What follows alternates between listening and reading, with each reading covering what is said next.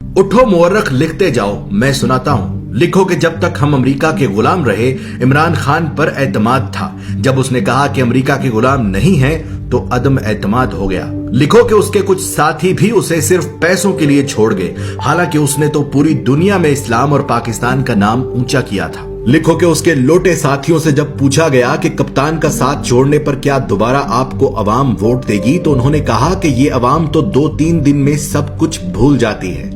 लिखो कि तारीख में पहली मर्तबा अदम एतमाद आया, और वो भी उस वजीर आजम पर जिस पर कोई करप्शन का इल्जाम तक नहीं था। लिखो कि जावेद लतीफ नामी नून लीगी रहनुमा ने सरेआम टीवी चैनल पर कहा कि हाँ, हमने पैसे देकर M&As खरीदे हैं, और ये सुनकर भी इलेक्शन कमीशन नामी मुकद्दस गाय सोई रही। लिखो कि जहां एक निकाह मनसूख करने के लिए भी जज वजह पूछता है, वहां 22 करोड़ आबादी के मुल्क के वजीर आजम को हटाने की वजह न किसी जज ने पूछी, न किसी इलेक्शन कमीशन ने। लिखो कि जहां रिश्वत गुनाह कबीरा में आती है, वहां पैसे और ओहदों के लिए M&As ने डायरेक्ट बोलियां लगवाई। लिखो कि जब इमरान खान ने पाकिस्तान को आजाद करना चाहा, तो उसे झुकाने के लिए सारे सियासतदान मिल गए। लिखो कि इलेक्शन कमीशन ने हमेशा इमरान खान की हुकूमत के खिलाफ फैसले किए, लेकिन वो फिर भी मुकद्दस ही रही। उसने अमीन अली गंडापुर के भाई को सिर्फ अपने हलके में जाने पर नाअहल कर दिया, लेकिन M&As को खरीदने पर बिल्कुल सोई रही। लिखो कि ईमान की इस खरीदो फरोख्त ने फिर से उस अमरीकी को सही साबित कर दिया जिसने कहा था कि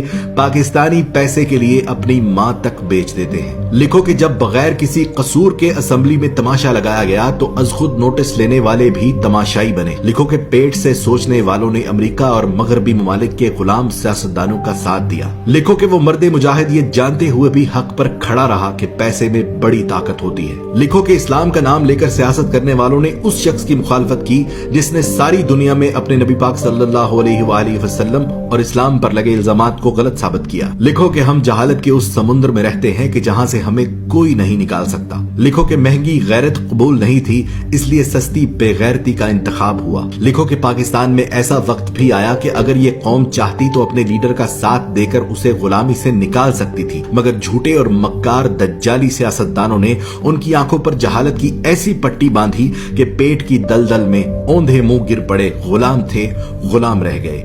गुलामों के लिए अच्छी खबर यह है कि अल्लाह ने इस कौम पर तरस खाकर एक बहादुर लीडर दिया जो उनकी गुलामी की जंजीरें तोड़ना चाहता है। पर इस कौम ने कहा कि मैं अमेरिका और मगरिब का गुलाम था और रहूंगा।